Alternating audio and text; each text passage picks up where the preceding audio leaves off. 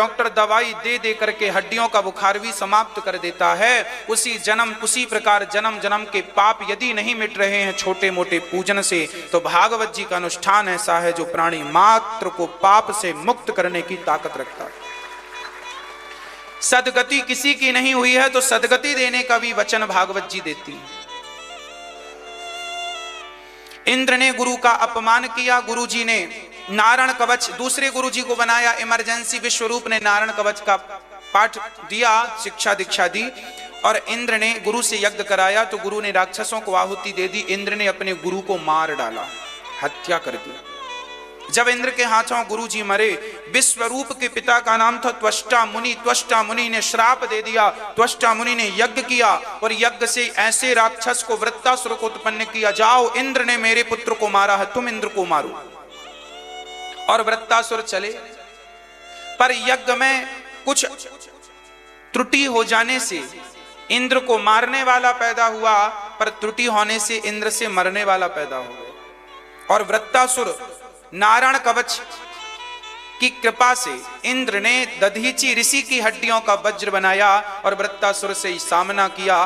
तो वृत्तासुर उस वज्र को देखकर, उस हड्डियों में भगवान का दर्शन करके, चूंकि नारायण कवच पाठ करते थे दधीची, तो उनकी हड्डियों में नारायण का दर्शन था। वृत्तासुर राक्षस तो था, पर हड्डियों का दर्शन किया तो उसने भगवान की स्तुति प्रारंभ कर दी। अहम हरे तव पादैक मूला, दासानुदासो भवितास्मि भूयः। मनः स्मरेता सुपतेर्गुणांस्ते, गृणीत्वा कर्म करोतु कायः। अहम हरे तव पादैक मूला, दासानुदासो भवितास्मि। क्या कहा? हे नाथ, मैं आपके दासों का वृत्तासुर स्तुति कर रहा है कि प्रभु मैं आपकी भक्ति ना कर सकूं तो कृपा करके उनकी भक्ति दे दो जो आपकी भक्ति से जुड़े हैं। मैं आपके पांव नहीं पकड़ सकता तो क्या हुआ, मैं उनके पांव पकड़ लूं जिन्होंने आपके पांव पकड़ रखे हैं। भक्तों के पांव भी पकड़ लोगे तो सदगति हो जाएगी। हाँ, इसलिए पांव उनके पकड़ लो जिनने भगवान के पांव पकड़ रखे हैं। मैया जी, हो गया मोबाइल का काम, अब सुन लो कथा मेरी मां।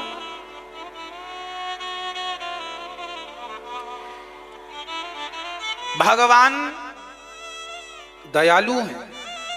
अच्छा, बिजली के तार को कोई पकड़ ले तो उसे करंट लगता है कि नहीं? अच्छा, जिसने बिजली का तार पकड़ा है उसे कोई पकड़ ले तो करंट पहले उसे लगेगा कि उसे लगेगा जिसने पहले करंट पकड़ रखा है? अच्छा, बिजली के तार को एक ने पकड़ा, एक को दूसरे ने, दूसरे ने तीसरे को, तीसरे ने चौथे को, चौथे ने पांचवे को। बताओ पहले मरेगा कौन, आगे वाला कि पीछे वाला? बोलो। हाँ, आगे वाला नहीं मरेगा मैया जी। बिजली का सिद्धांत है, करंट का सिद्धांत है, वो आगे वाले को नहीं मारता, पहले पीछे वाले को मारे। वैसे आप लोग प्रैक्टिकल ना करने लग जाना, नहीं कहो कथा में सुने थे सो प्रैक्टिकल कर ले। बिजली का सिद्धांत है मेरी मां, वो सबसे पहले पीछे वाले को मारता है। उसी प्रकार जैसे करंट पहले पीछे वाले को मारता है, उसी प्रकार जिसने भगवान को पकड़ लिया, भगवान उसका उद्धार बाद में करेंगे। उस पकड़ने वाले का पांव जिसने पकड़ लिया उसका उद्धार पहले कर देंगे। भगवान ने हाथी का उद्धार बाद में किया, हाथी का पांव पकड़ा उस मगर ने, ग्राह ने, उसका उद्धार पहले कर दिया सुदर्शन से।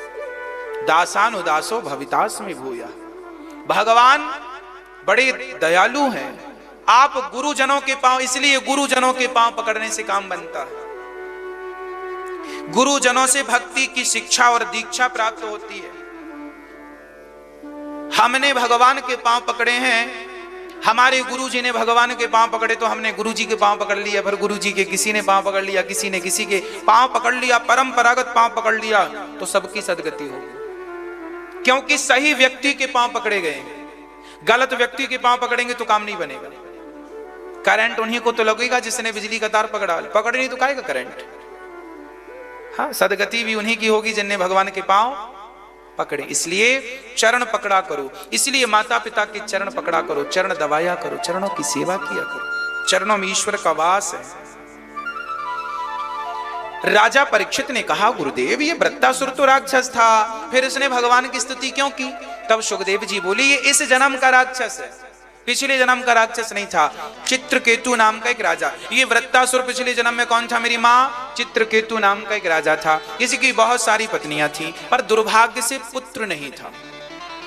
एक महात्मा जी से बोला, पुत्र दे दो। महात्मा जी ने कहा, तेरी किस्मत में 7 जन्म तक पुत्र नहीं है। ये राजा रोने लगा, आप तो 1 जन्म काटा नहीं कट रहा और आपने तो 7 जन्म की भविष्यवाणी कर दी, मुझे तो पुत्र चाहिए। राजा रोने लगे। तो इसलिए हाँ जी, गुरुजनों की शरणागति जरूरी है। अब तो वृत्तासुर जो थे, इनको पुत्र की प्राप्ति का वरदान संत ने दे दिया।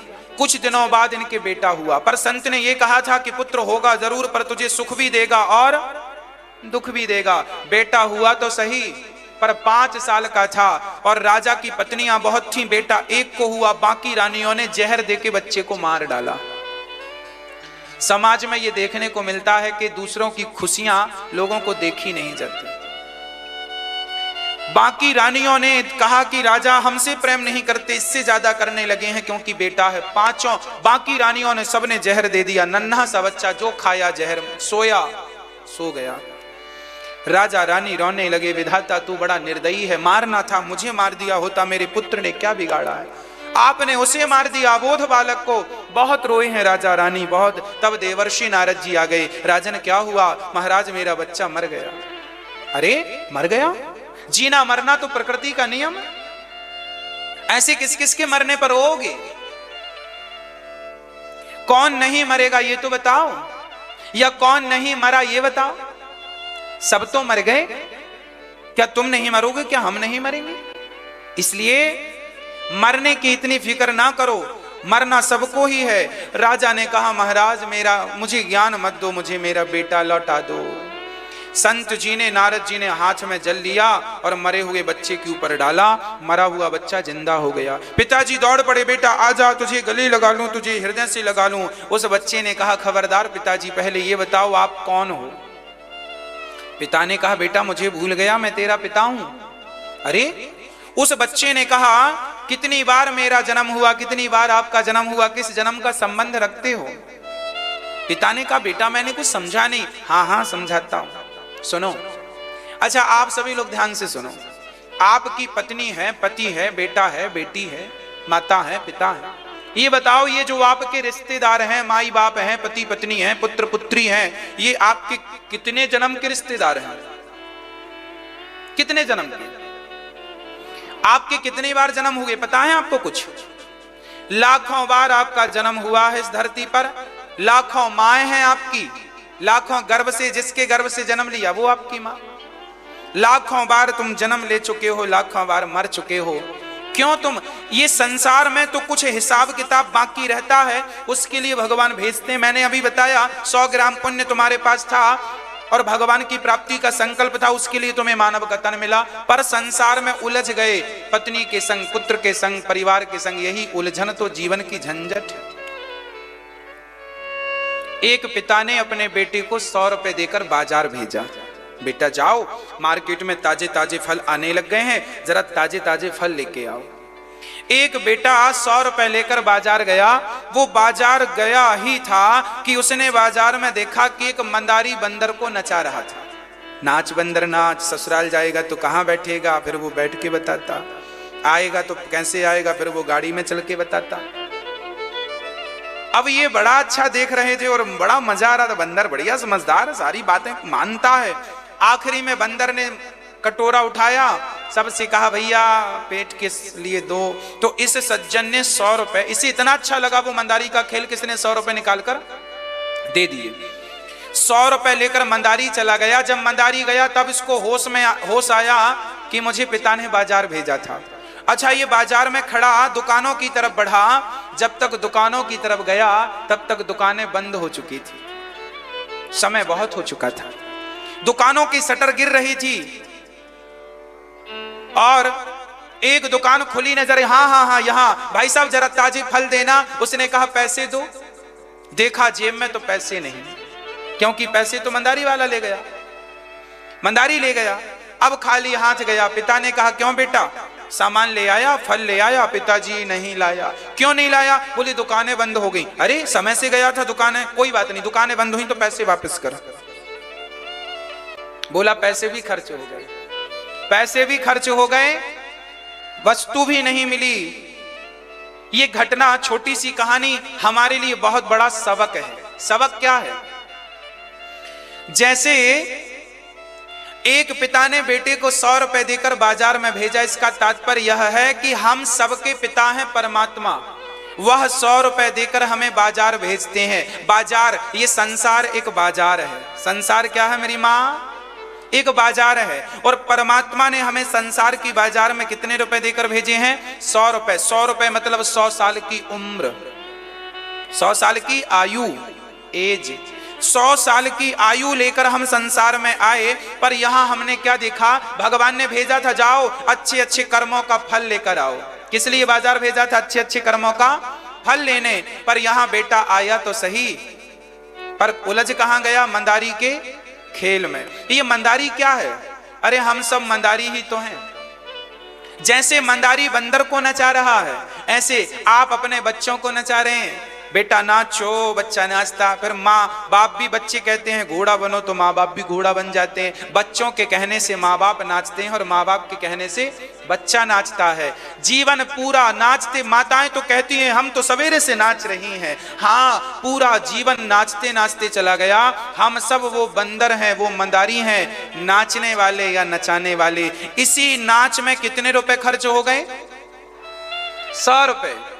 पति पत्नी बेटा बेटी के लालन पालन में 100 साल की उम्र खत्म हो गई।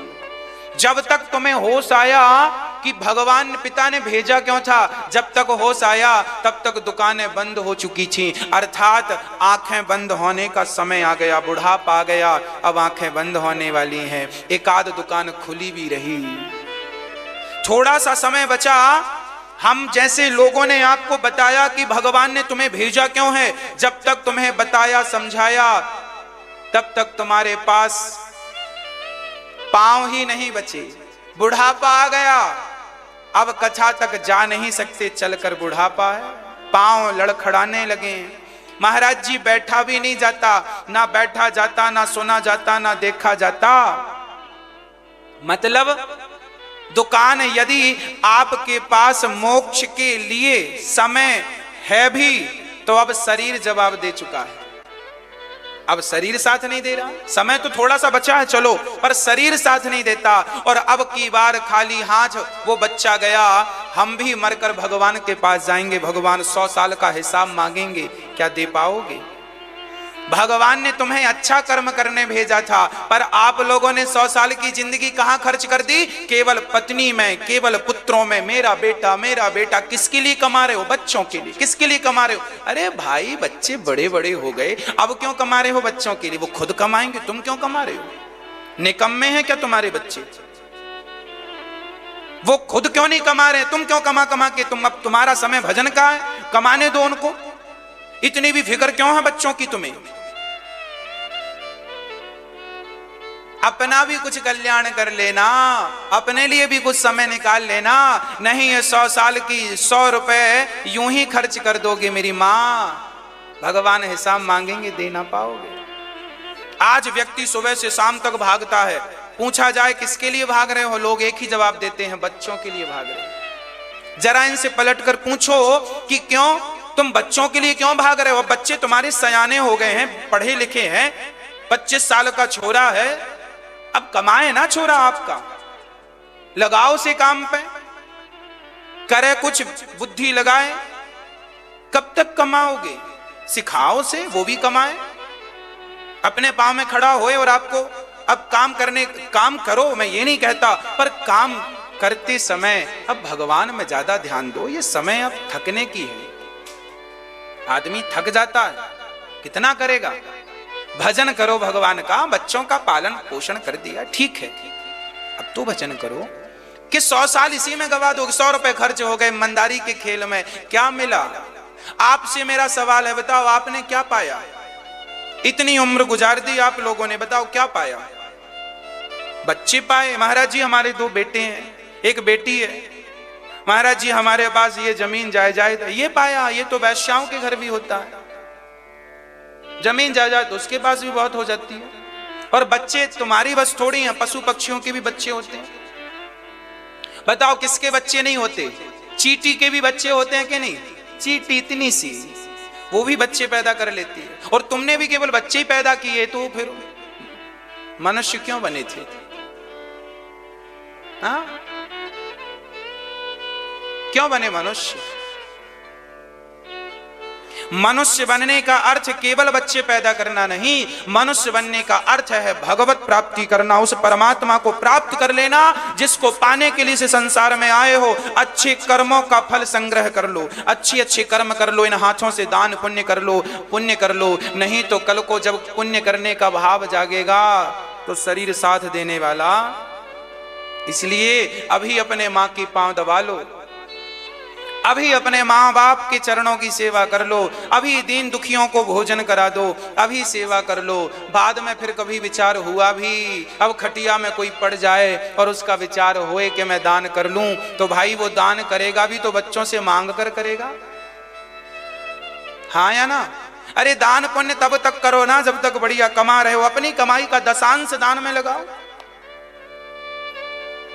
दशांश दान करो, पुण्य करो। यही याद रखना, जो हमने अपने हाथ से पुण्य कर दिया वही हमारा है, उस पर हमारा अधिकार है। जैसे हम लोग बचा बचा के बैंकों में रखते हैं ना, तो वो काम पड़ता है, कभी कभी काम देता है। उसी प्रकार हम साधु संतों को जो अन्य क्षेत्र में भोजन कराते हैं आपके नाम से, आप लोग सहयोग करते हैं, वही आपका पुण्य है, वह आपके खाते पे जमा हो गया और वही पुण्य का धन आपको यहां से जाने के बाद प्राप्त होगा, वही आपका है। ये बचत हो रहा है, ये बचत बैंक है। एक सेठ जी ने नगर में डिंडोरा पिटवा दिया। सेठ जी ने कहा सुनो, कोई ऐसी व्यवस्था, एक सेठ जी ने कथा सुनी तो कथा में पंडित जी ने, गुरु जी ने सुनाई कि सुनो साथ में कुछ भी जाएगा नहीं। सेठ जी बड़ी टेंशन में आ गए, हे भगवान मेरी इतनी दौलत है, ये साथ में नहीं जाएगी तो इसका होगा क्या?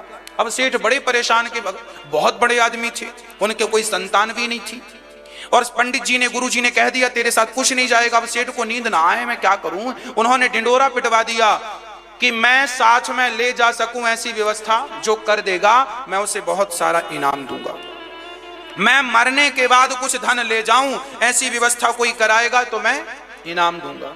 अब बड़े बड़े विद्वान हार गए, भाई मरने के बाद थोड़ी कोई कौड़ी भर ले जाता, 1 इंच ले जाएगा? आप ले जाओगे मैया? नहीं।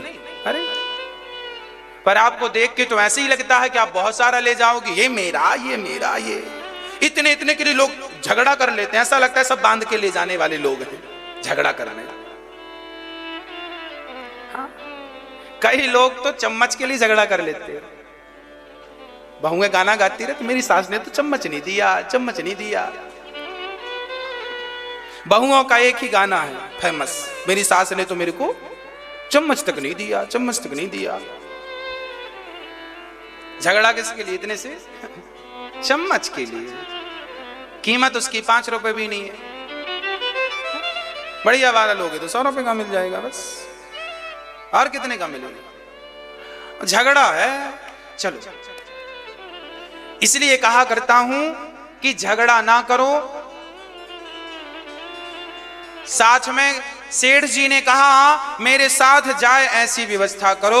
अब बड़े बड़े विद्वान फेल हो गए, तभी एक विद्वान आए, उन्होंने कहा सेठ जी तुम्हें क्या क्या लेकर जाना है बताओ, हम वही व्यवस्था करते हैं। सेठ जी ने कहा पूरा धन मेरा जाना चाहिए मेरे साथ, पूरी जमीन जाना चाहिए मेरे साथ। हाँ जाएगी जाएगी। कैसे जाएगी?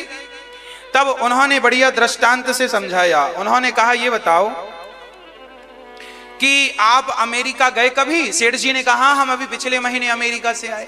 तब उन्होंने कहा ये 500 का नोट अमेरिका में चलता है?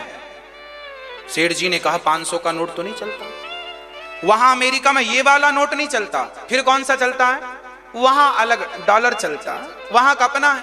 ये वहां बैंक में जमा करो भारत की या वहां की, वहां पे इसके हिसाब का उतना पैसा ले लो। सेठ जी ने कहा वहां की करेंसी अलग है, यहाँ की अलग है। सेठ जी से गुरु जी ने कहा बेटा जैसे भारत का रुपया अमेरिका, जापान, लंदन, पेरिस नहीं चलता, उसी प्रकार भारत का पैसा भगवान के देश में भी नहीं चलता। अच्छा, तो फिर क्या करना पड़ेगा? बोले इसको जमा करना पड़ेगा धर्म की बैंक में।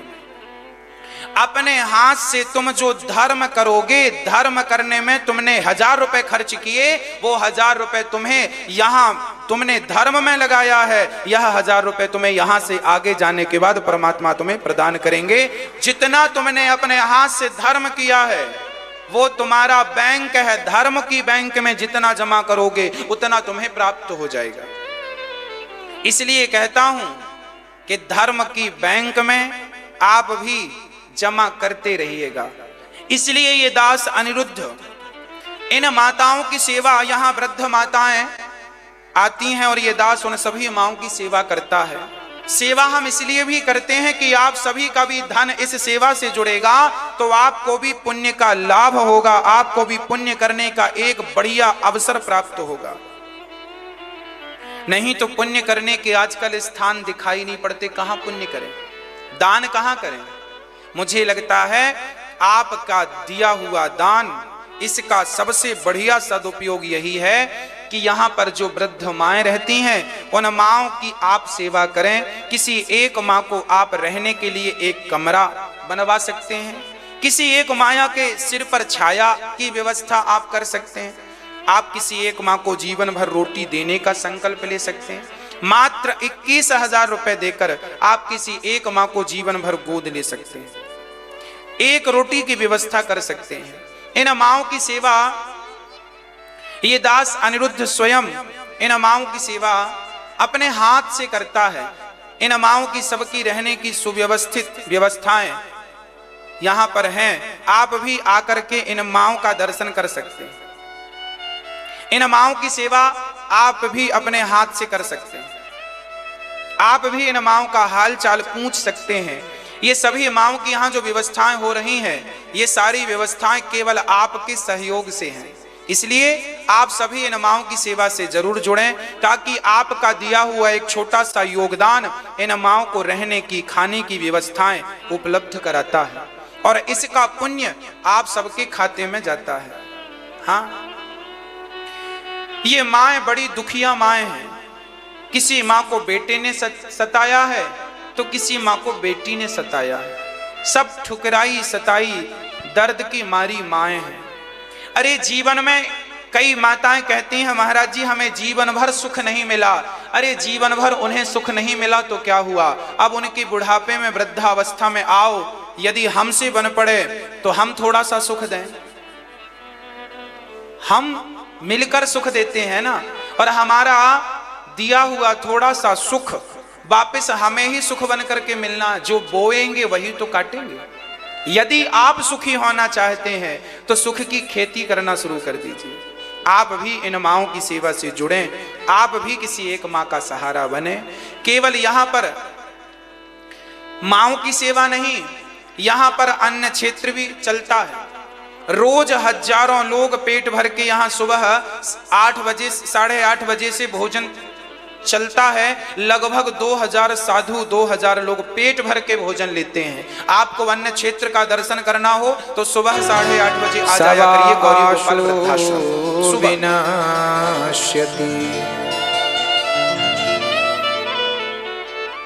इस धरती पर भगवान का अवतार तब तब होता है जब जब भक्तों को जरूरत पड़ती है।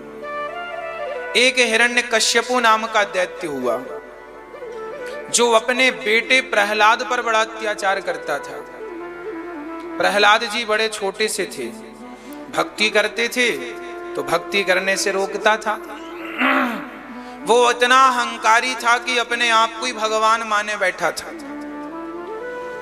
बच्चा भजन करे तो मना करे, और वो इतना डरा हिरण्यकश्यपु भक्त से कि अपने बेटे को जहर देकर मारना चाहा, पर जहर में भी इतनी ताकत नहीं कि भक्त का बाल भी बांका कर सके।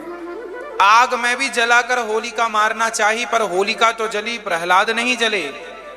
जब भगवान रक्षा करने वाले होंगे ना तो कोई मार नहीं सकता, और भगवान ही जब मारने को तैयार होंगे तो फिर कोई बचा नहीं सकता। इसलिए निरंतर भगवत प्राप्ति का प्रयास कीजिए, भगवान से रिश्ता बनाइए।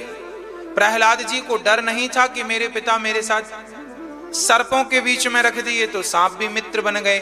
मतलब लाख बार प्रहलाद को मारने का प्रयास हिरण्यकश्यपु ने किया पर मार नहीं सके। इसलिए आप लोग भी ना मरने से डरा मत करो, जब मरेंगे सो मर जाएंगे फाइनली। डर डर के क्यों जीना? भगवान जितना तुम मृत्यु से भयभीत हो, इतना भगवान पर विश्वास क्यों नहीं कर लेते? भयभीत होने की जरूरत ही नहीं, विश्वास करो भगवान को। मारने वाले हैं भगवान और बचाने वाले हैं। हाँ, मारने वाला है भगवान, बचाने वाला है भगवान। बाल नवा का होता उसका, बाल नवा का होता उसका, जिसका रक्षक दया निधान। मारने वाला है भगवान, बचाने वाला है भगवान। मारने वाला है भगवान, बचाने वाला है भगवान। भगवान बचाने वाले हैं, इसलिए आप फिक्र ना किया करो। जल थल अग्नि आकाश गगन में केवल उसकी सत्ता, उसकी मर्जी के बिना यहाँ हिल न सके एक पत्ता।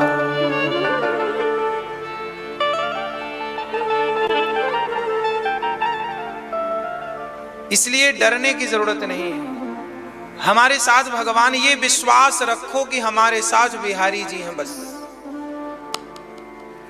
कोई दूसरा सहारा नहीं। नाता एक राम जी से दूजा नाता तोड़ दे, आशा एक राम जी की दूजी आशा छोड़ दे। द्रौपदी की साड़ी उतारनी चाहिए थी, कौरवों ने क्या उतारने में कामयाब हुए? क्यों नहीं हुए? क्योंकि सहारा किसका था? भगवान का। जब वो रक्षक होंगे तो किसकी ताकत के वो आपका समाज में अपमान कर सके, आपकी लाज लूट सके? इसलिए भगवान पर विश्वास करना सीखिए। प्रहलाद जी ने पढ़ने के लिए संडामर्क जी के पास गए, पढ़कर आए। पिता ने कहा, बेटा तुमने क्या पढ़ा है? पिताजी ने, प्रहलाद जी ने पूरी नवधा भक्ति सुना दी। श्रवणम कीर्तनम विष्णु, स्मरणम पाद सेवनम, अर्चनम वंदनम दास्यम, सख्यमात्म निवेदनम। भक्ति 9 प्रकार की है पिताजी, एक भी आ जाए तो कल्याण हो जाए। कथा सुनना आ जाए, कीर्तन करना आ जाए, भगवान का स्मरण करना आ जाए, सत्य बोलना आ जाए, कुछ भी आ जाए जीवन में, एक चीज आ जाए। सब ना आए तो एक तो आए। हम भी अभ्यास करें एक चीज का। हम में 1 लाख बुराई होंगी चलेगा, पर एक गुण होगा तब चलेगा। 1 लाख बुराइयां भगवान माफ कर सकते हैं तब जब आप में एक गुण होगा तब। इसलिए एक गुण तो हो। हम में लाख अवगुण हैं, पर एक गुण हो, कुछ भी जो आपको अच्छा लगे। आप भगवान नियम बनाओ कि रोज भगवान का दर्शन करेंगे, रोज भगवान का कीर्तन करेंगे। कुछ भी नियम हो, नियम ना टूटे। रोज आधा घंटा, 2 मिनट, 4 मिनट भगवान को याद करेंगे, कहीं भी बैठे। नहाओ मत नहाओ, पर भगवान का चिंतन ना छूटे, बिहारी जी का दर्शन ना छूटे। जितने दिन वृंदावन हो, एक भी दिन बिहारी जी का दर्शन ना छूटे, ये नियम है। हम अयोध्या जब पढ़ने गए तो हमने एक नियम बनाया कि जितने दिन अयोध्या में रहेंगे उतने दिन 2 काम रोज करेंगे। 2 नहीं 3 काम। कौन कौन सा? पहला काम सरयू स्नान, दूसरा काम कनक बिहारी जी का दर्शन, और तीसरा काम हनुमानगढ़ी जी का दर्शन। हनुमानगढ़ी, कनक बिहारी जी और सरयू। मैं जब तक अयोध्या में पढ़ने के लिए रहा हूं, शायद है कि एक दिन नागा हुआ हो, कंटिन्यू हमने 3 काम किए हैं, केवल 3 काम। रोज सरयू जी स्नान किया, रोज। जबकि हम जहां रहते थे वहां से सरयू जी 1.5 किलोमीटर दूर थी। 1.5 किलोमीटर पैदल जाते थे, कोई रिक्शा नहीं, कोई साइकिल नहीं, पैदल। और ये माघ का यही महीना था, सर्दियों का। विद्यार्थी शरीर था, जाते थे। संकल्प था रोज नहाना है बस। सरयू मैया का श्रद्धा रखनी है, फल क्या होगा वो बाद में मैया जी देखेंगी। जब हमने श्रद्धाएं रखी तो परमात्मा ने उसका फल भी तो दिया है। आजकल लोग क्या कहते हैं? पहले फल दो। भगवान बोले जा चूल्हे में फल दो, कर्म कुछ करना नहीं है, फल दो। गीता में स्पष्ट लिखा है कर्मण्यवादी, पहले कर्म कर, कर्म प्रधान विश्व करी राखा। कर्म करता नहीं है, फल पहले दो। क्यों दो पहले फल? कर्म पहले क्यों नहीं? तुम अपना निस्वार्थ से करो अपना कर्म, फल भगवान देंगे।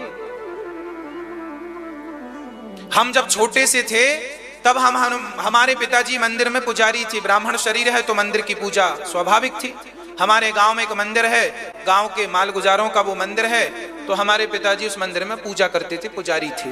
तो पिताजी ने देखा कि अब ये कर सकता। उस समय हमारी अवस्था थी, उम्र थी 12 साल, 12-13 वर्ष का शरीर था।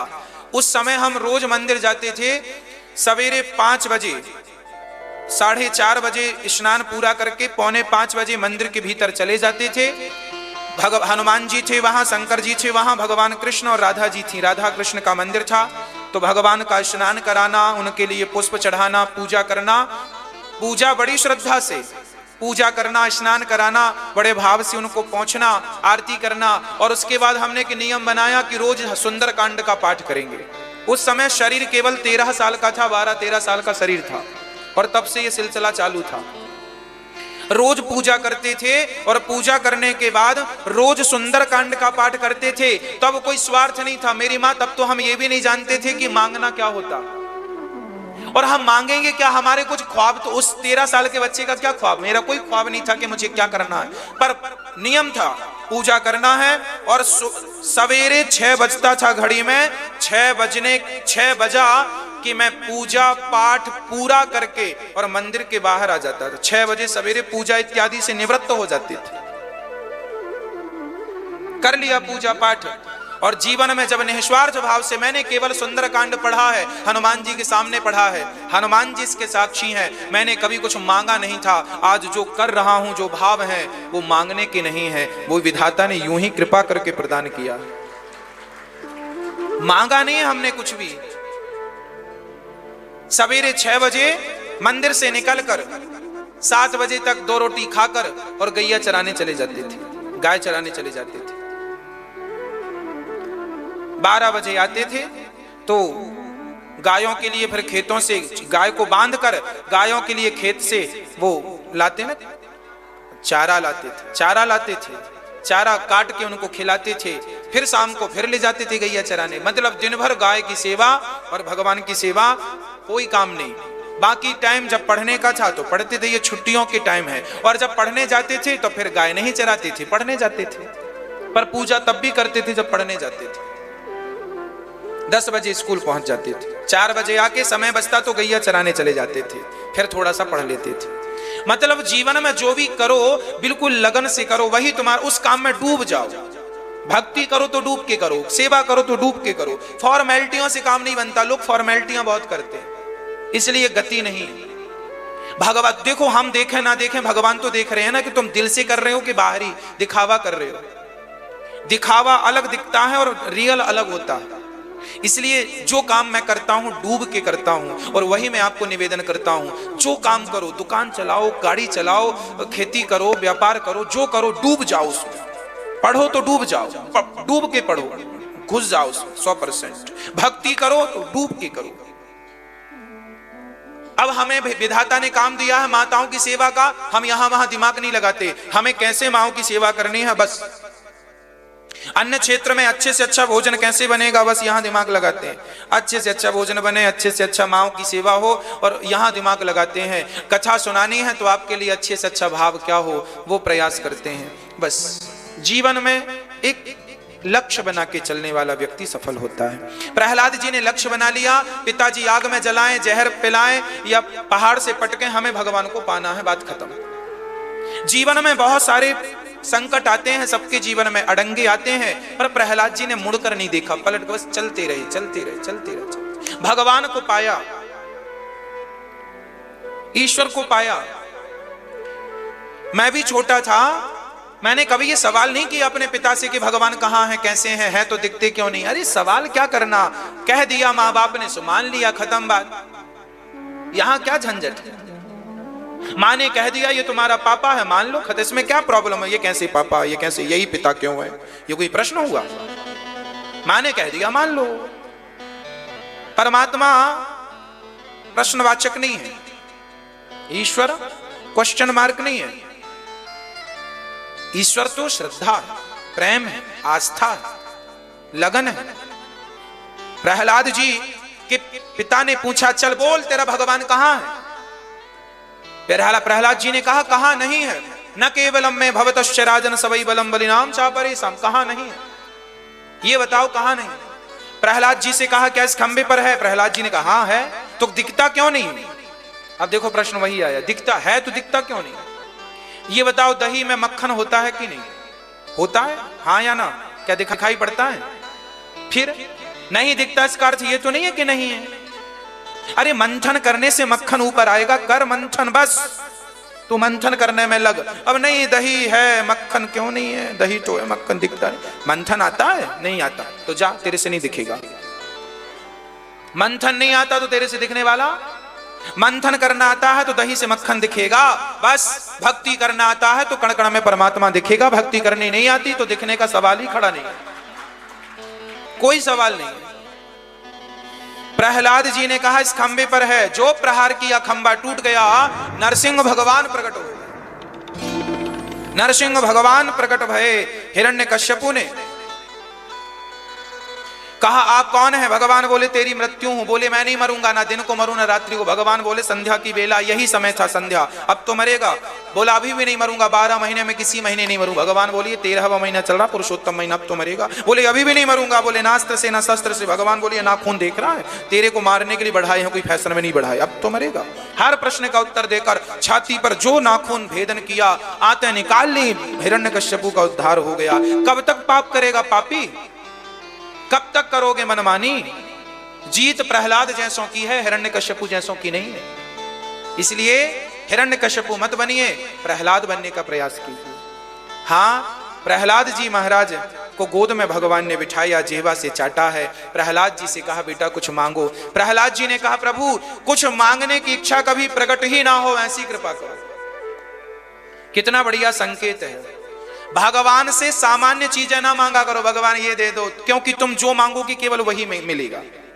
हे भगवान सोना दे दो तो सोना मिलेगा, फिर चांदी नहीं मिलेगी। कल को चांदी की इच्छा हुई तो, हे भगवान चांदी दे दो तो चांदी मिलेगी, सोना नहीं मिलेगा। हे भगवान जमीन दे दो, जमीन दे दो तो जमीन ही मिलेगी, फिर संसार का सुख नहीं मिलेगा। इसलिए भगवान से ये सब ना मांगा करो, बेटे का काम लग जाए, काम बस लग जाएगा, फिर आगे उसको सुख मिले नहीं, इसकी कोई गारंटी है क्या? इसलिए ये सब फालतू की चीजें ना मांगा करो। क्या मांगो बताता हूं। भगवान से प्रहलाद जी ने कहा, हे भगवान ऐसी कृपा करो कि हमें कुछ मांगने की इच्छा ही ना हो, मतलब हमें वो सारी चीजें दे दो जिससे हम संतुष्ट हो जाएं। जब सब चीजें पाके संतुष्ट हो जाएंगे तो मांगने की इच्छा ही ना होगी। तो भगवान से कहो, नाथ ऐसी कृपा करो कि हमें कुछ मांगने की इच्छा। तो फिर भगवान सब अपने अपने हिसाब से सब देते रहेंगे, किस चीज की कब आपको जरूरत है, फिर सब कुछ मिलेगा, है ना। इसलिए भगवान से एक चीज ना मांगा करो, हे नाथ आपसे कुछ मांगने की इच्छा ही ना रहे। भगवान जैसे छोटा सा बच्चा माँ से ये नहीं कहता दूध पिला दो, कपड़ा पहना दो, मैंने छिछी कर ली है साफ कर दो। माँ समय से सब काम अपने से करती है, दूध पिलाती है, रोटी भोजन, भूख लगा है पकड़ पकड़ के रोटी खिला, खा खा। जैसे माँ को पता है कि बच्चा कब भूखा है, कब इसे पानी देना है, कब दवाई देना है, कब इसके कपड़े बदलना है, कब नहलाना है, जैसे माँ बिना कहे बच्चे का सारा काम करती है। क्यों? क्योंकि बच्चा माँ के लिए समर्पित है। उसी प्रकार जब भक्त भगवान के लिए समर्पित हो जाता है तो भक्त को कहना कुछ नहीं पड़ता, बिना कहे भगवान समझ जाते हैं कि मेरे भक्त को कब किस चीज की आवश्यकता है। बस खत्म बात। तुम बच्चे बनो, तुम बड़े ना बनो। बड़े बनने से बड़ा नुकसान है। छोटे बछड़े पै पिए, बड़े हों भूस खाएं। छोटे बछड़े दूध पीते हैं गाय का, बड़े हो जाते हैं तो भूसा खाते हैं, भूस खाते हैं। तो आप लोग बड़े हो जाएंगे तो नुकसान में, छोटे बने रहिए। प्रभु मैं आपका दास हूं, छोटा हूं, छोटा हूं, बस बड़े मत बनिए, बड़े के बड़े नुकसान। प्रहलाद जी को भगवान ने सदगति दी, प्रहलाद जी पर कृपा हुई, ब्रह्मा जी प्रहलाद जी पर कृपा हुई, गजेंद्र पर भगवान ने कृपा की, समुद्र मंथन हुआ तो मोहिनी बनकर देवताओं पर कृपा की, मछली बनकर भगवान ने हयग्रीव पर कृपा की। भगवान नारायण के पुत्र हुए हैं ब्रह्मा, ब्रह्मा के मरीचि, मरीचि से कश्यप, इन्हीं के वंश में हुए हैं नभग, नभग के नाभाग, नाभाग के अम्बरीश। अम्बरीश बहुत बड़े भगवान के भक्त थे, एकादशी का व्रत करते थे। आज भगवान ने अम्बरीश की रक्षा सुदर्शन से की, दुर्वासा जी का अहंकार भंग किया। इन्हीं के वंश में सगर हुए हैं, जिनके पुत्र असमंजस, असमंजस के अंशुमान, अंशुमान के दिलीप, दिलीप के भागीरथ, जिनने गंगा को प्रकट किया। आपने कभी गंगा स्नान किया कि नहीं? हाँ ठीक है, तब तो सारे पाप धुल गए होंगे आपके। इन्हीं के वंश में खटवांग हुए, खटवांग के पुत्र दीर्घबाहु, दीर्घबाहु के रघु, रघु के अज के दशरथ। दशरथ जी का बुढ़ापा आ गया, कोई संतान नहीं। दशरथ जी के यहाँ तब गुरुजी ने यज्ञ कराया और यज्ञ की खीर खाने से तीनों रानियां गर्भवती हो गईं और समय आने पर 4 बच्चों का जन्म हुआ, राम, लक्ष्मण, भरत और शत्रुघ्न। चारों बड़े हुए, विश्वामित्र जी लेकर गए चारों को। ताड़का को मारा, गुरुजी का यज्ञ किया। सीता स्वयंवर में राम जी गए अहिल्या का उद्धार करके। राम जी ने सीता स्वयंवर में धनुष का प्रसंग था, बड़े बड़े हिलाए, हिला नहीं। वारा भूप सहस 10 एक ही वारा, लगे उठावन टरही नटारा। वार कितने होते हैं? सोमवार, मंगलवार 7। सबसे बढ़िया वार कौन सा इनमें? सोमवार, मंगलवार। इनमें सबसे बढ़िया वार कौन सा? हाँ कौन सा? हाँ रविवार। सबसे बढ़िया वार है परिवार। जिसका परिवार अच्छा है उसका सोमवार भी अच्छा, मंगल भी अच्छा, बुध भी अच्छा, गुरु भी अच्छा। और जिसका परिवार अच्छा नहीं है तो काहेगा सोमवार, काहेगा मंगलवार। इसलिए 7 वार अच्छे बनाने हो तो पहले परिवार को अच्छा कीजिए। परिवार अच्छा तो 7 वार अच्छे, 7 वार अच्छे तो 30 दिन अच्छे, 30 दिन अच्छे तो पूरा साल अच्छा, पूरा साल अच्छा तो पूरी जिंदगी अच्छी हो जाएगी। कब अच्छी होगी? जब परिवार अच्छा। इसलिए अच्छा परिवार हो, अच्छे विचार से परिवार चले, अच्छे निर्णय हो। राम जी का विवाह सीता जी से हुआ, भरत जी का मांडवी से, शत्रुघ्न जी का श्रुतकीर्ति और लक्ष्मण जी का उर्मिला से। चारों भैया गए, चारों। राम जी का राजा बनने का संकल्प पिताजी को जागा तो मंथरा ने कैकेयी के कान भर दी और राम को 14 साल का वनवास। 14 साल का ही क्यों? क्योंकि उस दिन से रावण की आयु केवल 14 साल ही बाकी थी, इसलिए 14 साल। असली राजा, असली राजमुकुट बाली के पास था, इसलिए राम जी को वनवास जाके बाली को मारकर असली राजमुकुट लाना पड़ा। राम जी ने मर्यादा का बहुत बढ़िया पालन किया है। आप भी अपने बच्चों को कहा करो, बेटा, एक बेटा वो था जो माँ बाप की आज्ञा मान के 14 साल का वनवास के लिए निकल पड़ा, और एक बच्चे आज के जो खुद तो नहीं निकलते, माँ बाप को हाथ पकड़ के निकाल देते। कितना बदल गया देख तेरे संसार की हालत, क्या हो गई भगवान कि कितना बदल गया इंसान। सूरज ना बदला, चांद ना बदला ना बदला ये आसमान, कितना बदल गया। भगवान श्री राम वनवास गए हैं, भरत जी से मिलना हुआ। रावण सीता को ले गया, राम जी ने रावण को मारा, विभीषण को राजा बनाया। वापसी राम जी आए, राम जी राजा बने, सिया जी रानी बनी। हनुमान जी ने राम जी की सेवा की। अब मैं आपको भगवान कृष्ण जन्मोत्सव का पावन दर्शन कराता हूं। कल बाल लीलाओं का रसपान करेंगे। भगवान श्री कृष्ण के जन्म हुआ है चंद्रवंश में। राम का जन्म सूर्यवंश, कृष्ण का जन्म चंद्रवंश। चंद्रवंश में बड़े बड़े राजा हुए हैं। चंद्रवंश में भगवान नारायण के पुत्र ब्रह्मा, ब्रह्मा के अत्रि, अत्रि के चंद्रमा, चंद्रमा के पुरु, पुरु के पुरुरवा के आयु, आयु के नहुस, नहुस के ययाति, ययाति के पुरु, इन्हीं के वंश में हुए हैं। शूरसेन जिनके पुत्र हुए हैं आनक, दुंदुभी। वसुदेव जी का जन्म हुआ था ना, तो दुंदुभियां अपने आप बजने लगी थी, इनका नाम आनक दुंदुभी भी पड़ा, इसलिए इनको वसुदेव भी कहते हैं। वसुदेव जी का विवाह हुआ कंस की चचेरी बहन देवकी से। कंस अपनी बहन देवकी से बड़ा प्यार करता था।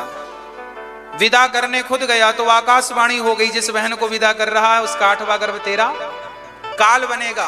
कंस डर गया और कंस ने बहन को मारना चाहा। तब वसुदेव जी ने कहा बहन को मारेगा सो पाप लगेगा। जेल में बंद कर दिया।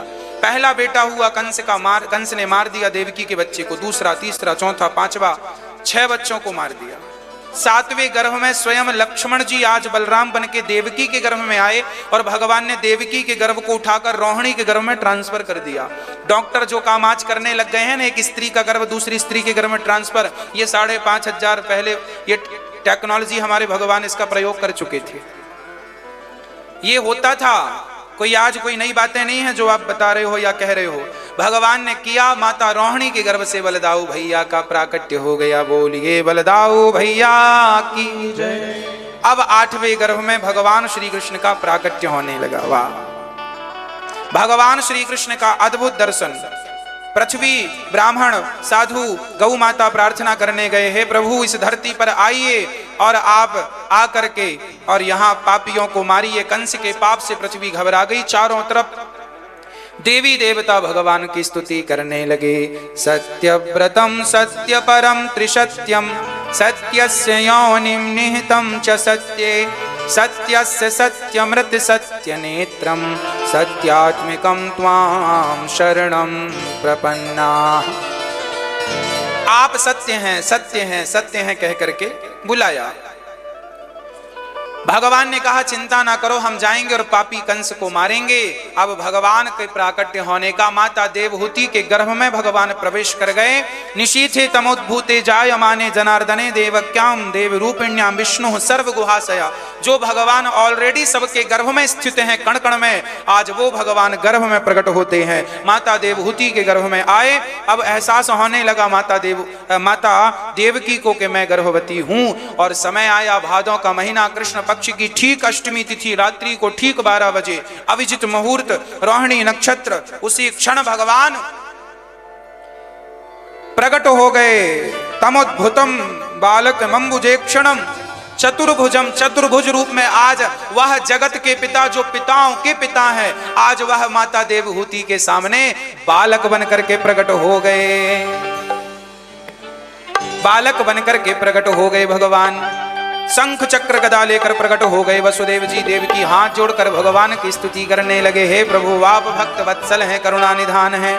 भगवान बोले हमें जल्दी से गोकुल पहुंचाइए, वहीं हमारा हित है। वसुदेव जी बोले हम कैसे पहुंचाएं, हमारे पांव में तो बेड़ियां लगी हैं। भगवान बोले ना, हमें गोद में लेकर चलो, बेड़ियां अपने आप खुल जाएंगी। वसुदेव जी भगवान को लेकर चले, पांव की बेड़ियां, हथकड़ी अपने आप खुल गई और शेषनांग भगवान छाता बन गए। रिमझिम पानी बरसने लगा। भगवान को लेकर चलने लगे।